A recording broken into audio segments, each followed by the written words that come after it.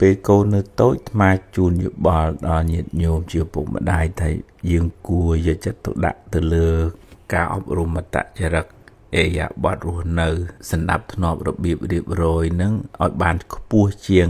ឲ្យកូននឹងរៀនយកលេខ1បណ្ណាំងប្រជែងឲ្យឈ្នះគេនៅក្នុងថ្នាក់បើវាបានទាំងពីរជារឿងល្អឲ្យកូនឆ្លាតផងកូនល្អផងប៉ុន្តែវាសំខាន់ជាងឆ្លាតបានលេខ1គឺអត្តចរិតល្អពីព្រោះអត្តចរិតនឹងមានឥទ្ធិពលដល់ជីវិតកូនមួយជីវិតតែម្ដងអាត្មាស្រឡាញ់ការអប់រំកុមារតូចបែបជប៉ុន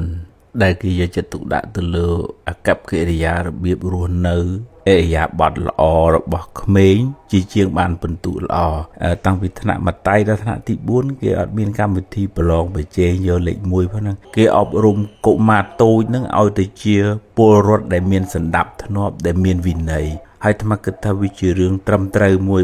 ប្រៀបធៀបនៅក្នុងពុទ្ធសាសនាពេលកូនកើតមកហ្នឹងវិច្ចសម្ពាយពូជបុណ្យមកសម្ពាយពូជបាបមកសម្ពាយហើយថាតើយើងជាពុកម្ដាយហ្នឹងយើងបដោះពូជណាមុនបើយើងបដោះពូជបុណ្យមុនកូននឹងដឹងខុសដឹងត្រូវមានសណ្ដាប់ធ្នាប់វិន័យរបៀបរៀបរយល្អបុណ្យនឹងធ្វើឲ្យជីវិតកូននឹងបានខ្ពង់ខ្ពស់ហើយប៉ុន្តែបើសិនជាយើងអត់បានបដោះពូជបុណ្យនឹងទេបាបវាដោះដល់ពេលបាបវាដោះធ្វើឲ្យជីវិតនឹងអាប់អួរមានឧបសគ្គអន្តរាយប្រព្រឹត្តខុសផ្ដេសផ្ដាស់ពាលាអាវាសែកើតទុកទាំងខ្លួនកូនកើតទុកទាំងឪពុកម្ដាយផលប៉ះពាល់ដល់សង្គមនៅពេលដែលកូនមិនល្អមកឃើញឪពុកម្ដាយមួយចំនួនតូចបខំកូនធ្វើម៉េចឯងរៀនយកលេខ1ឲ្យខ្លាំងឲ្យប្រកែអាត្មាថាពេលកូននៅតូចកូននឹងមានរឿងពិសេសវិសាលល្អជាងត្រឹមតែយកលេខ1ប្រជែងឈ្នះគេនឹងទៀតគឺបដោះពូជបុណ្យពូជសិលធម៌ពូជគុណធម៌ហើយចរិតរឹកពីល្អនឹងនឹងផ្ដល់ផលល្អ